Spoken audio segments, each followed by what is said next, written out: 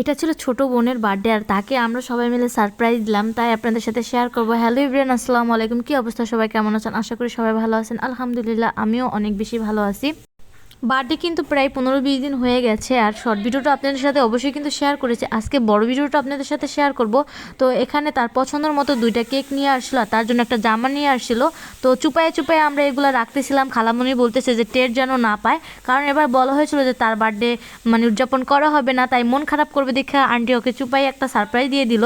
তো এই যে তার জন্য কিন্তু তাকে এরপর রুমে থেকে নিয়ে আসলাম, আর সে দেখে তো পুরাই সারপ্রাইজ হয়ে গেছে, সে অনেক বেশি খুশি হয়ে গেছে যে তার বার্থডে এবার করা হবে না, কিন্তু এরকম মজার একটা সারপ্রাইজ সে যে পাবে কখনোই মানে ভাবতে পারছিল না এ আর কি। তো ঘরের সবাই ঘুমিয়ে গিয়েছিল, আমার মামি তারপর খালারা বেড়াতে আসছিল। তো আমি আর খালামণি জাগনা ছিলাম, তো সবাই এত বড় জোরে আমরা চিৎকার দিয়েছি, সবাই তো ভয়ে উঠে বসে পড়েছে। তো এই যে ছিল তার বার্থডের গিফট, জামা দিয়েছিল, খুব সুন্দর লাগতেছিল তাকে, মাশাল্লাহ, মানে জামাটা পরে তাকে অনেক বেশি সুন্দর লাগতেছিল। তো এরপর এই যে হলো এখন তারা হলো কেকটা কাটবে। তো কেক কি দিয়ে মানে কেকের ইয়াটা জ্বালাবে, তো তাই ঘরে কোনো ম্যাচ ছিল না। তো কি করব আমরা ভাবতেছিলাম। তো খালামণি একটা বুদ্ধি বের করে বলে, চলো আমরা গ্যাসের চুলা থেকে মানে এটা ধরিয়ে নিয়ে, এটা কয়েকবার আগুন ধরানো হয়েছে, বারবারে শুধু নিভে যায়, এরকম একটা অবস্থা হয়েছে। অবশেষে এটা ধরিয়ে দিল। এরপর হলো এই যে বার্থডেটা আমাদের করা হলো। আর আমার শিবচরবাসীর মানুষরা, যারা আমার থানার মানুষ এবং মাদারীপুর হলো আমার জেলা, তারা আমাকে অনেক বেশি বেশি ভালোবাসা দিতেছেন। আশা করি এভাবে আপনাদের ছোট বোন বড় বোন যাই হই ভাগ্নি হই আমাকে এভাবে ভালোবাসা দিবেন। আপনাদের অনেক বেশি ভালোবাসা পাচ্ছি, এভাবে জানি আমি এগিয়ে যেতে পারি।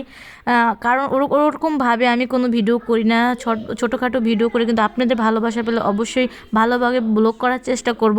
আশা করি সবাই আমার পাশে থাকবেন।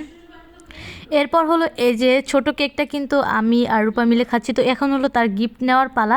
তো মামিরা যশোর থেকে আসছে, আর এখন হলো আমরা যশোরের মিষ্টি খাবো। এটা কিন্তু মামি যশোর থেকে আসার সময় যশোরের মিষ্টি নিয়ে আসছে, এই মিষ্টিটা অনেক বেশি মজা ছিল। তো এই যে তাকে গিফট দিয়েছিল টাকা এবং মিষ্টি। তো এখানে বসে বসে এখন আমি যশোরের মিষ্টি খাচ্ছি। আমার কোনো ভাই আপুরা যদি যশোর থেকে ভিডিও দেখেন অবশ্যই কিন্তু কমেন্ট করবেন, আপনাদের যশোরের মিষ্টিটা অনেক বেশি মজা। পরের দিন সকালবেলা যেহেতু রাত্রে রূপাকে সারপ্রাইজ দেওয়া হয়েছিল, তো আন্টি তার মেয়ের বার্থডে উপলক্ষে এখন আজকে আমাদের হলো তেহারি রান্না করে খাওয়াবে। তো এখানে গরুর মাংস দিয়ে এই যে তেহারি রান্না করা হয়েছিল।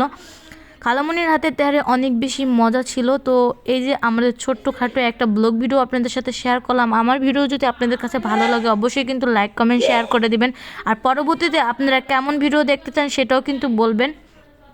তো এই যে ছিল বিরিয়ানির লুক, দেখেন অসাধারণ লাগে তেহারির লুক, আর খেতে তো দুর্দান্ত হয়েছিল। তো ভিডিওটা আজকে এই পর্যন্ত। আল্লাহ হাফেজ, সবাই ভালো থাকবেন। পরবর্তী অন্য কোনো ভিডিওতে আবার আপনাদের সাথে দেখা হবে। Tata, bye bye.